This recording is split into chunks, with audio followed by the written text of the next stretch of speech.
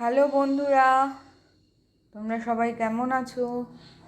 নিশ্চয় ভালো ভালো থেকো সবাই, এটাই ঈশ্বরের কাছে প্রার্থনা করি।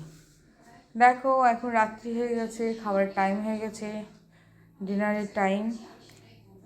তো দেখো কি রান্না হয়েছে। দেখো, মামু খেতে বসেছে রুটি, তার সঙ্গে রয়েছে আলু পেঁয়াজকলি ভাজা। তোমাদের তো বলেছি শীতে আমাদের 12 মাসে পেঁয়াজকলি হয়, তো হয়েছে পেঁয়াজকলি আলু ভাজা।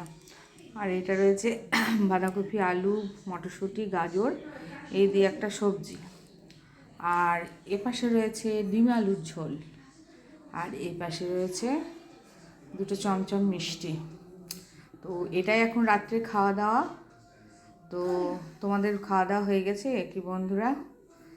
দেখো, আমাদের তো এখনই বসবো, মামু বসে পড়েছে। তোমরা ভালো থেকো সবাই।